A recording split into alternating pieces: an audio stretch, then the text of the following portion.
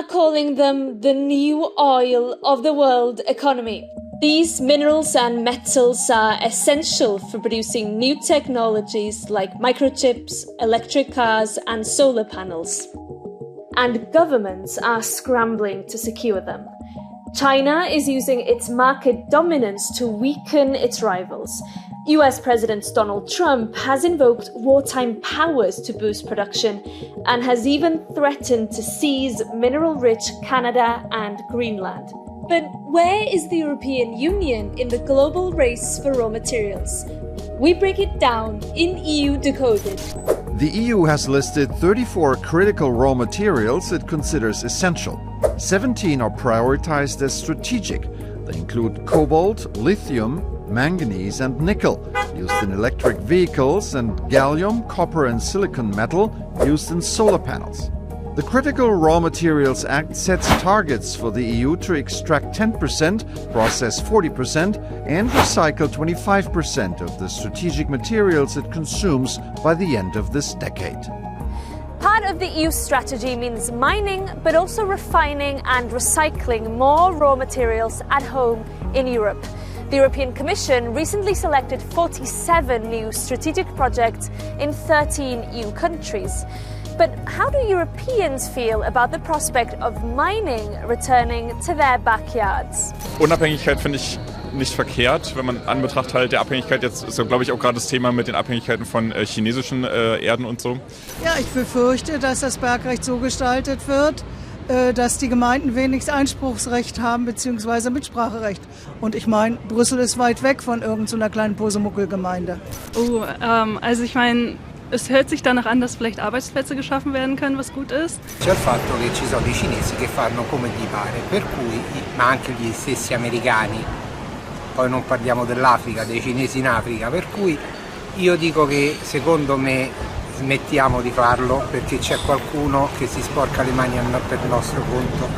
Io sono d'accordo, però comunque servirebbe una forte campagna di informazione anche da un punto di vista meramente scientifico. Robert Hodgson is our senior energy and environment reporter, and he's been following the Critical Raw Materials Act for Euronews. Robert, thank you for joining us. First, can you tell us why there's such a rush here in Brussels to both mine more at home, but also to diversify Europe's mineral suppliers? Two reasons. First of all, demand for these minerals is rising because they're needed for the energy transition. Modern technology and now weapons is becoming a more significant factor. The other problem that Europe has is that over years they've developed dependencies on other countries for the supply of these things, that not much is produced in Europe. Brussels also is looking further afield. It's been running this diplomatic campaign to strike agreements with various third countries. They say these are like-minded third countries. Is this campaign to strike these deals working? Well, the diplomatic offensive began in 2021 with the signing of a memorandum of understanding with Canada, which I suppose you can quite happily call like-minded. And it's also a powerhouse of minerals production. They've followed with several others. The next one was Ukraine, and that was signed just 6 months before the Russian invasion. Since then, they've built up the number of these MOUs to 14. And they have other countries, including Rwanda, the Democratic Republic of Congo. And it's becoming more evident that there's a problem around the sort of moral questions around whether we should be doing business with a certain country. Rwanda has come into focus recently because the Rwandan military has been supporting rebel groups in the Eastern Democratic Republic of Congo, and there's been credible reports from the UN and NGOs that minerals are being smuggled across the border into Rwanda and then exported to Europe. And these are sort of known as conflict minerals.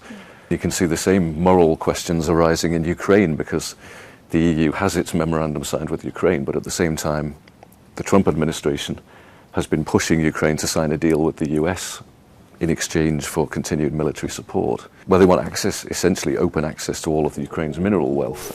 13 EU countries have been selected for new raw materials projects, but domestic measures aren't enough. The EU has also struck partnerships on minerals with 14 world countries, including Australia, Chile, and the DRC. This is to reduce dependencies. For example, the EU relies on China for 100% of its rare earths, Turkey for 98% of boron, and South Africa for 71% of platinum. Joining me now to delve a little bit deeper into the Critical Raw Materials Act is Eduardo Righetti, who is a researcher in energy, resources and climate change at the CEPS think tank here in Brussels. The Critical Raw Materials Act was conceived to kind of support and underpin the European Green Deal, but now we're seeing a push to rearm Europe. Does this mean also that the Act is becoming even more critical and strategic for the EU? Yeah, it is true that the aerospace and defense sectors also heavily depend on critical raw materials, applications such as aircrafts or vessels and ammunition, as well as satellites and other space applications, all require materials like rare earths, graphite, cobalt, and others. One of the goals of the Act is to actually increase the amount of critical raw materials that the EU recycles by the end of this decade.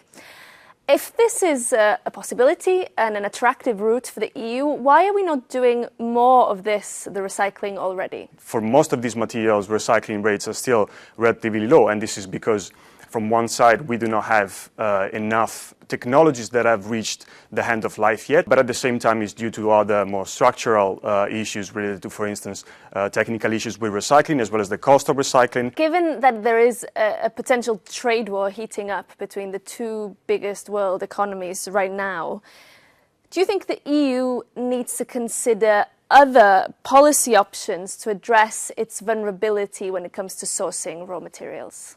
Now, there are several elements within the Act that go in that direction, from the improvement of risk monitoring efforts, including through stress testing, but also the requirements for large companies using these materials. Now, all these elements, together with other medium to long-term strategies, such as setting up partnerships with resource-rich countries, can help mitigate supply risks.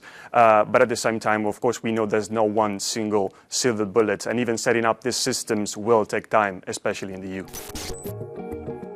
In an energy transition and a global arms race, the demand for minerals will only increase, but competition is aggressive and could revive historic inequalities.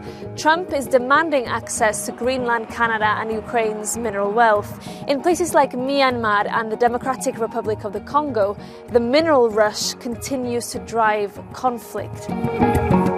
The European Union still says it's counting on a secure and sustainable supply.